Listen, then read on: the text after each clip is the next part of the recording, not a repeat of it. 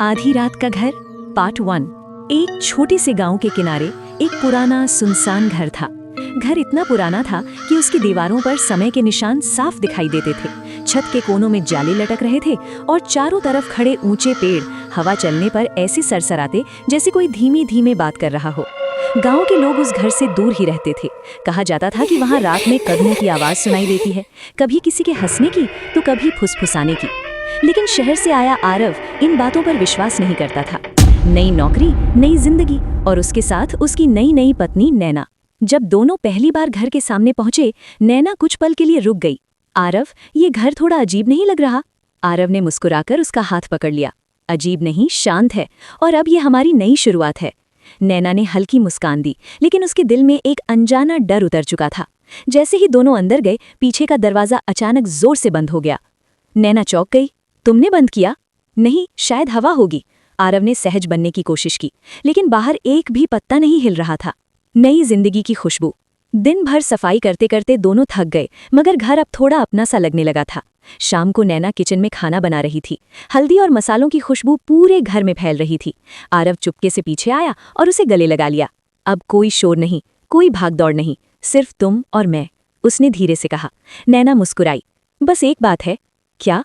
मुझे बार बार ऐसा लगता है जैसे कोई हमें देख रहा हो। आरव हंस पड़ा। तुम्हारा दिमाग कहानियां बना रहा है। नैना भी हंसती, लेकिन उसी पल उसकी नजर ऊपर वाली मंजिल की खिड़की पर गई। उसे लगा जैसे पर्दा अभी अभी हिला हो। जब उसने ध्यान से देखा, सब स्थिर था। उसने खुद को समझाया, नया घर है, आदत पड़ जाएगी। पहली रात। रात असामान्य रूप से शांत थी, इतनी शांत कि घड़ी की टिक टिक भी तेज लग रही थी। अचानक ठक ठक ठक, नैना की आंख खुल गई। उसने आरव को हिलाया। सुनो, ऊपर कोई है। आरव ने घड़ी देखी, ठीक 12 बजे। वो टॉर्च लेकर ऊपर गया। सीढ़ियां चढ़ते समय हर कदम की आवाज पूरे घर में गूंज रही थी। उसे साफ महसूस हुआ जैसे कोई अभी अभी वहां से हटकर छुप गया हो। ऊपर पहुंचते ही आवाज बंद।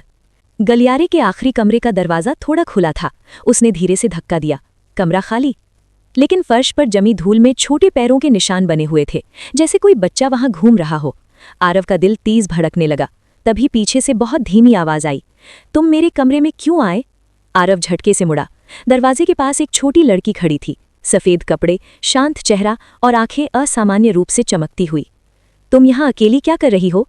उसने डर छुपाते हुए पूछा। लड़की मुस्कुराई। मैं अकेली नहीं हूं, तुम अब मेरे साथ हो। अचानक टॉर्च बंद, पूरा कमरा अंधेरे में डूब गया। जब रोशनी वापस आई, लड़की गायब थी। उस रात आरव ने ये बात नैना को नहीं बताई। वो उसे डराना नहीं चाहता था। डर धीरे धीरे घर करने लगा। दिन गुजरते गए, लेकिन अजीब घटनाएं बढ़ती गईं। रात में किसी के चलने की आवाज, खाली कमरे से खिलखिलाहट, कभी दरवाजा अपने आप खुल जाना। एक रात नैना अचानक उठ बैठी। आरव, किसी ने मेरा नाम लिया।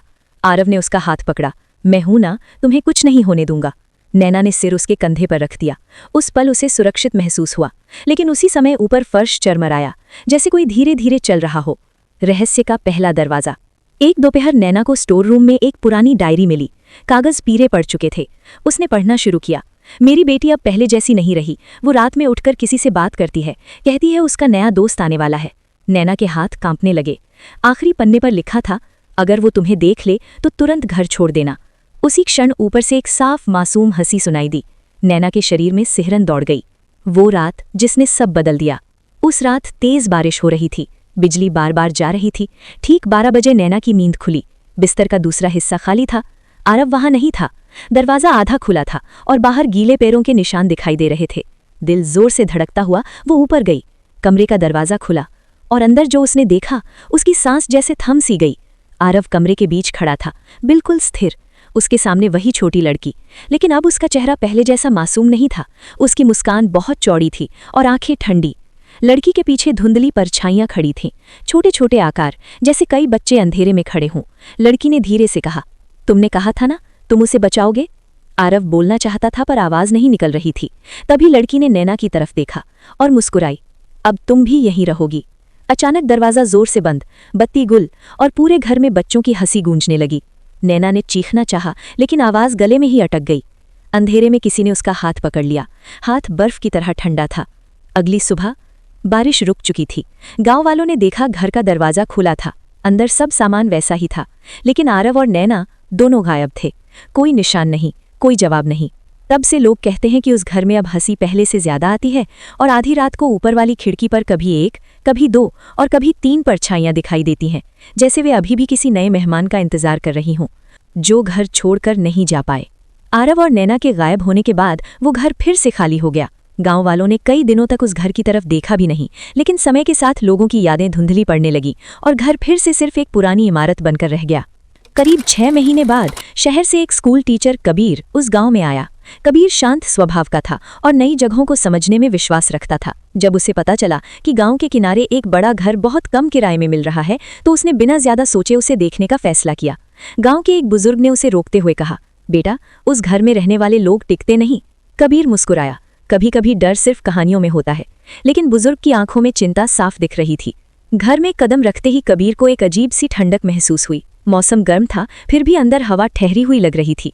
दीवार पर धूल जमी थी, लेकिन एक जगह साफ थी, जैसे वहां कभी कोई फोटो टंगी हो। रात आई। पहली रात शांत रही। दूसरी रात ठीक 12 बजे कबीर की नींद एक हल्की सी आवाज से खुली, जैसे कोई लकड़ी के फर्श पर धीरे धीरे चल रहा हो। वो उठकर बैठ गया। कुछ पल बाद आवाज बंद। शायद मेरा वहम है, उसने सोचा, लेकिन फिर उसे लगा कमरे के बाहर कोई खड़ा है। दरवाजा खोला, गलियारा खाली, फिर भी ऐसा एहसास जैसे कोई अभी अभी वहां से हटकर गया हो। अधूरी कहानी। अगले दिन सफाई करते समय कबीर को एक पुराना डिब्बा मिला। उसमें कुछ तस्वीरें थीं। एक फोटो में एक युवा दंपति मुस्कुरा रहे थे। वही घर पीछे दिखाई दे रहा था। कबीर को तुरंत समझ आया कि ये शायद पहले रहने वाले लोग होंगे। फोटो के पीछे हल्के अक्षरों में लिखा था, नया घर, नई शुरुआत। डिब्बे में वही पुरानी डायरी भी थी। आखिरी लाइन पढ़ते ही उसकी धड़कन तेज हो गई। वो नए दोस्तों को ढूंढती है। उसी क्षण ऊपर से हल्की हंसी सुनाई दी। कबीर ने तुरंत सिर उठाया। इस बार वो डरने के बजाय जिज्ञासु था। एक मुलाकात। उस रात कबीर ने तय किया कि अगर कुछ है तो वो समझेगा। ठीक आधी रात को वो ऊपर गया। गलियारे के अंत में खिड़की के पास उसे एक छोटी सी आकृति दिखाई दी। एक बच्ची। वो बाहर अंधेरे में देख रही थी। कबीर ने धीरे से कहा, तुम यहाँ रहती हो? बच्ची ने मुड़कर देखा। उसकी आंखों में उदासी थी। डर नहीं, मैं इंतजार करती हूँ, उसने धीरे से कहा। किसका? उनका, जो चले गए।